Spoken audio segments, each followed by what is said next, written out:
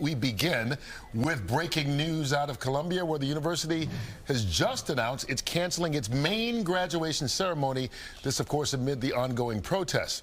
Now, a statement posted online said, based on input and feedback from student leaders, the university has decided to focus attention on class days and school-level ceremonies, where students are honored individually alongside their peers within their schools, and instead to forego the university-wide big ceremony that had been scheduled for May 15th.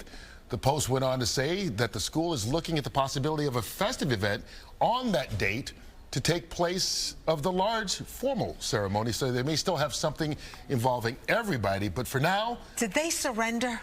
Did they surrender? Well, but if it's based on student input, if the students are saying, hey, let's focus on our, like if it's the School of Arts, it's the dental school, they will still have their ceremonies just like planned. All they just won't have the big one. Is that the Mayor Adams, and Governor Hochul have been very, very specific about this. They wanted the graduations to go forward. Now, I don't know whether they wanted the big graduations to go forward, but they did not want it to seem like they were surrendering to the protesters, who some of them were unlawful. But the mayor and the governor don't control what happens at Columbia. The board of trustees, directors, board of trustees, the school president, and look, I have no idea because we're not in those meetings. You wonder sometimes if that isn't what happened. They say, hey, look, we don't want to deal with this because we can't control what happens at the big one.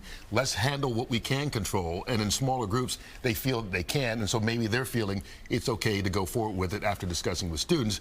But it's one of those things that it comes out of, I won't say out of nowhere, because we've seen this all across the country, but it does come as a surprise the week of the graduation. Well, it's, this weekend I was reading a lot about some of those protesters. The New York Times did a whole profile on one. The New York Post has had a bunch as well. And these are people who are protesters for years and years and years. They get paid for organizing. And some of our tax money is going to these organizations that are disrupting things. It's going to be interesting to watch and see, because they're saying, yeah, maybe we'll still have something to be a festive university-wide celebration. I'm just going to say this class that was graduating missed their high school graduation.